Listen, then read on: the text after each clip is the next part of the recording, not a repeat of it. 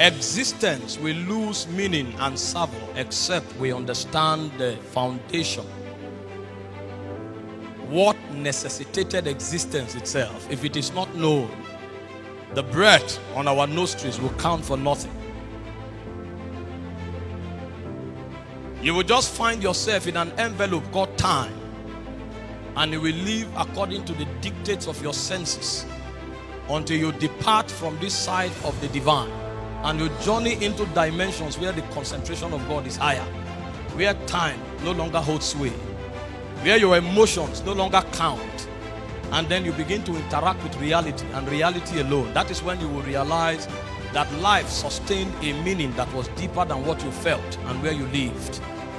And the only way we can capture this level of understanding is when we know what the structure of reality looks like. There are four major structures of reality. That unending oracle and deity called Yahweh Elohim is the foundation of reality. And then the sphere that gives allowance for the expression of that oracle is the second substructure of reality. Because without that sphere, it will be impossible to interact with him. And I will explain all of that. The third sphere or level of reality is the kingdom. The fourth is the power. And the last is the glory. So, and it's the extent to which we maximize what flows through this structure that brings value to our existence, both as individuals and as corporate entities. Because it's possible to spiral through time and not make contact with this very rigid spiritual structure and administration through which the life of God, the essence and the purposes of God is trafficked. The Bible said in 1 John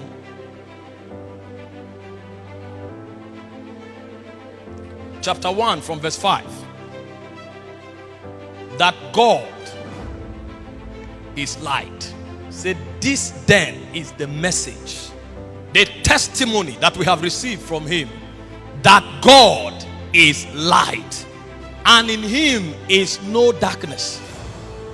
God is light, in him is no darkness. So the spiritual essence of God as captured in articulate speech. You know, it's difficult to interact with a spirit from a cognitive sense. The reason is because it's immaterial and intangible.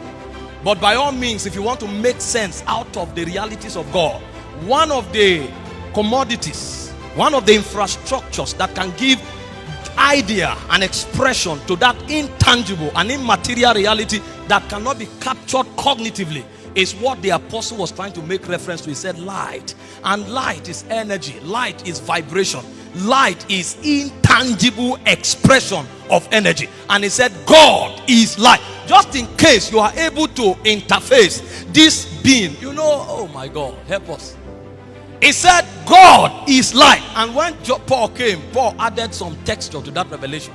And in 1 Timothy chapter 6 verse 16, he said dwelling with him is immortality. And he said this one that holds immortality as a resource that it dispenses at will, he said he dwells in light.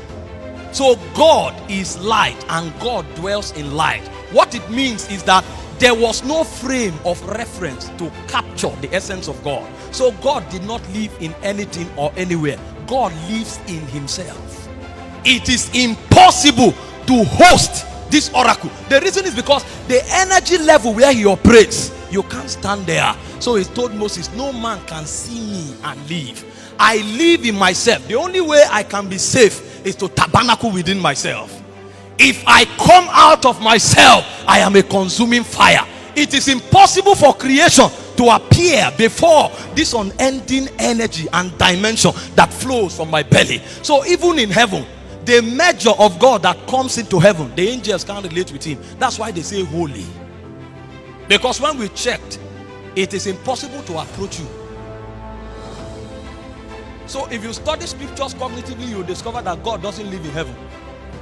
God actually lives in himself. But what God did is that he was motivated by love. Because what love does is that love wants to share. So God had dwelt in himself for aeons. He wanted to be experienced. He wanted to be felt. He wanted to be interacted with. But by reason of his energy, it's impossible. So God sat in himself and began to meditate. How can I design beings that can interact with me? So God, in that boisterous communion and commune between deity, he decided in the beginning to create the heavens and the earth. And when he created the heavens and the earth, he created spiritual beings and elements called the angels, or spiritual beings that could relate at a measure with him. So he put them in the heavens. And some of them were mobilized into the first earth, because Lucifer was the first governor of the first earth. Earth actually existed before man was born, and spirits ruled the affairs of the first earth. But when God designed this template called the heavens and the earth, it was still impossible for them to feel him, because they did not carry his DNA. That's why he said, to which of the angels did he say at any time, thou art my beloved son?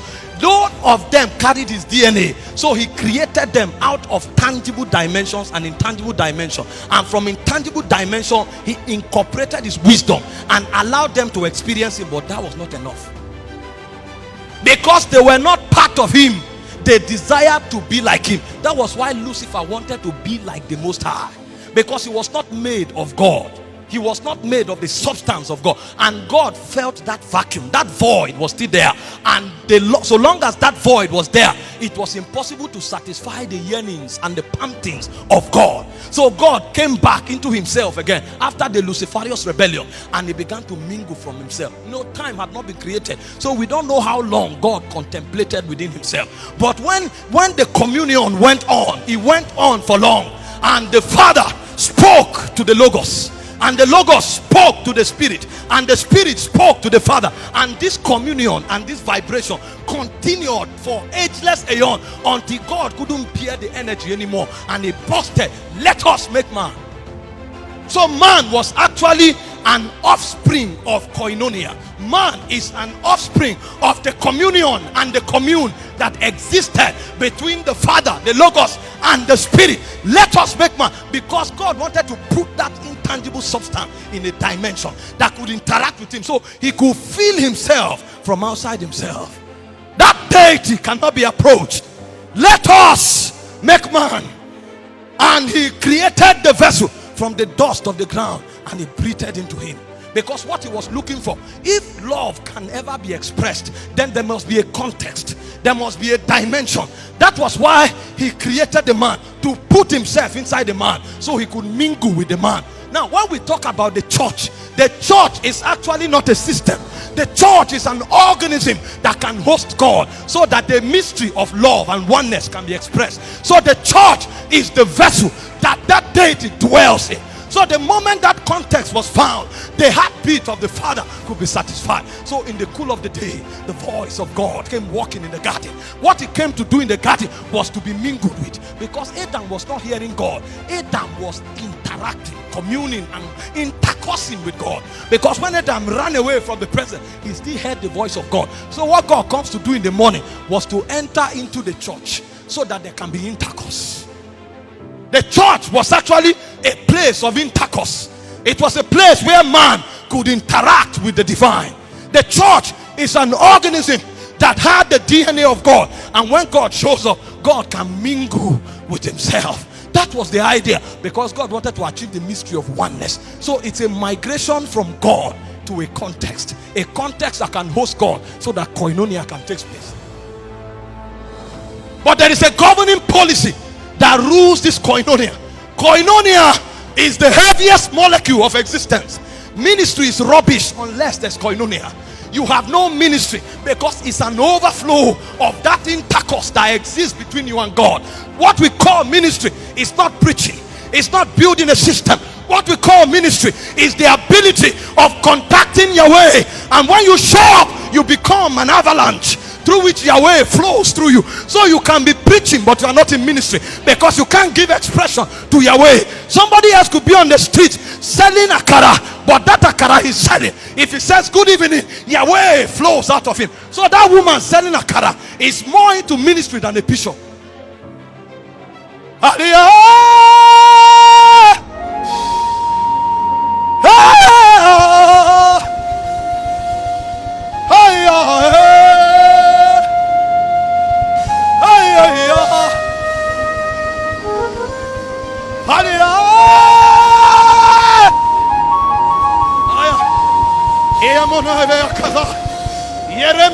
Tavia, Hakabua, Snay, Ilinai, Barak, Netaya, Vandika, Paragane, Yereneata, Owule, Kayana.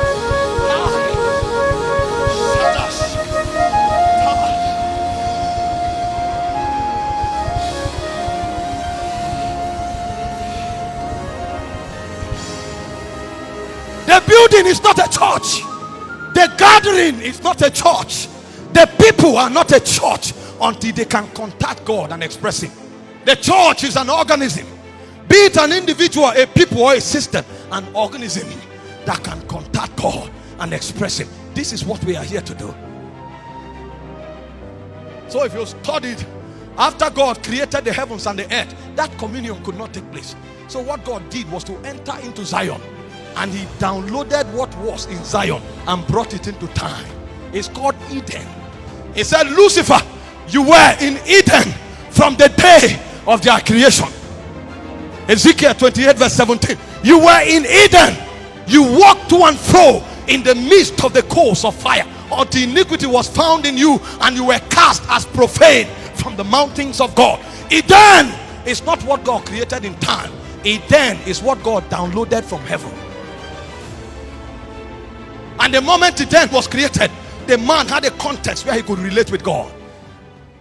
That's the dimension. God wanted to create another dimension because Adam did not understand that Eden is church. Adam did not understand that Eden was an envelope that could only accommodate Yahweh. So what he did was, through rebellion, he punctured Eden, and Lucifer entered. And the moment Lucifer entered, the church vanished, because the garden can remain, but the essence has been lost. The building can remain, but the essence has been lost. So God departed from Eden, and He said they know not, neither will they understand. So they walk on in darkness, for the foundation of the earth have lost their causes. What it means is that God, who is the light, has been withdrawn. He had been withdrawn. So communion couldn't take place anymore. And when Jesus came back, He wanted to download Eden again. So He looked around and He walked with them for 3 years, and they could not find Eden because it's not on earth. Eden is a womb. It's a womb of the spirit where spirits are incubated. Eden is a womb of the spirit where spiritual intercourse take place. And if you want to find Eden, you must journey into the spirit. So He said, who do men say I am? And they took the conclusions of the schools of thought. He says, some say you are Jeremiah. I think the Pharisees gathered together and they studied, and they said, what we see in this dimension, it looks like Jeremiah. He says, some say you are Isaiah, some say you are John the Baptist. And he said, well, I have a message for you. All of them failed, because what they are judging are manifestation. Only men who enter into the womb can find the question I'm asking, because Israel knew the acts of God. Moses knew the ways of God. They saw the miracles, but Moses went to where the miracle was created. So Moses knows how miracles are performed. Israel only see miracle, but Moses enter into Zion. That's why He said, ensure that you build according to the patterns that were revealed to you on the mountain. If you can't go into the spirit, you can't bring Eden down, because Eden is a downloaded version of the tabernacles of Zion. So build according to the pattern. So He said, who do men say I, the Son of Man, I am? The school of thought, they failed until Peter stood up and said, you are the Christ, the Son of the living God. And Jesus told him, what you did is that you traveled outside flesh. What you did is that you traveled outside time. What you did is that you traveled outside of human philosophy and ideology. You stepped out of earth. You stepped out of the visible universe. You actually stepped into the infinity dimensions, because what you have just done is that you have downloaded another Eden. What God did for 6 days, Peter did in a moment, because the one walking in the garden is the one standing with Peter. So when He said you are the Christ, He brought let there be light. When He said you are the Christ, He brought let the dry ground appear. When He said you are the Christ, He re-downloaded Eden. And Jesus said, upon this revelation I will build my church. It's an organism. It's an organism. It's an organism. You can't have communion until there is a God and a context. It's called the structure of spiritual reality. This is why many are dry. This is why many can't know God. This is why many can't seem to access God. They have not journeyed. They have not journeyed. You can be in the market, but you can be in Eden. You can be in the bank, but you can be in Eden. So when all of us come together, what we do is that we are converging Edens, and it becomes a larger molecule. That's why I said, behold how beautiful and pleasant it is for brethren to dwell together in harmony. It's like the dew upon Mount Hermon. There the Lord commanded his blessings. Please sit down.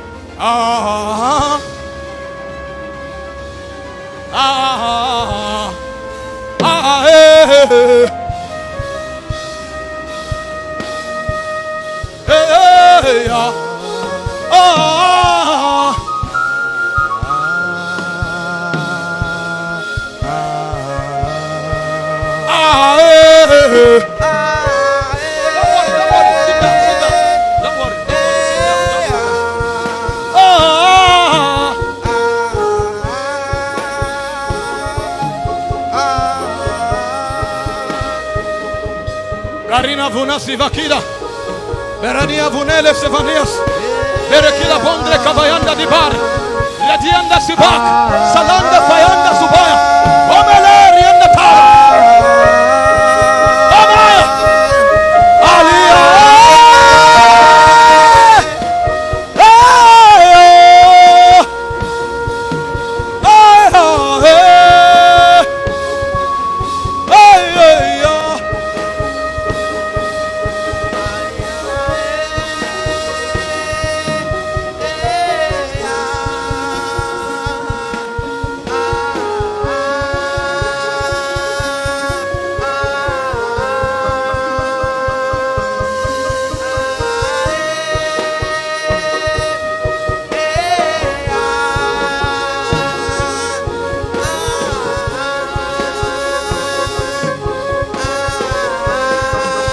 Israelites, they didn't understand.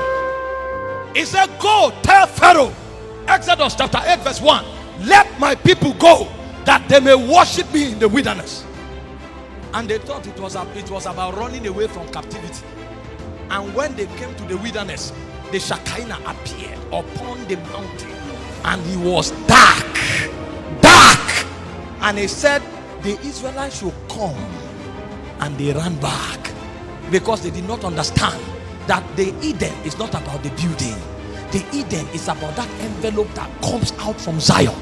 And they ran back. But the Bible said, and Moses entered into the deep darkness, for there God dwells. Darkness is not of the devil. Darkness is actually the mysteries of God. God hides himself in darkness. What God did to Lucifer was to judge him with darkness. So darkness was actually the judgment of God on Lucifer. That's why he is shielded off from understanding the things of God, because he was the prince of the presence. He walked to and fro in the midst of the coals of fire. He understood the ways of God. So the only way God could judge Lucifer was to judge him with darkness. So if the princes of this world had known, they would not have crucified the Lord of glory, because the one that is called Jehovah Zephaniah, the one that hides himself with darkness. If you see the throne of God, there's a small dot, is a black dot, is a revelation of the mysteries of God. So in Deuteronomy 27:27, he said the secret things, the mystical things, the hidden things, they belong to God, but the ones that are revealed is an inheritance for his children. Eden came out in the wilderness, but Israel ran away. The reason is because their heart was darkened.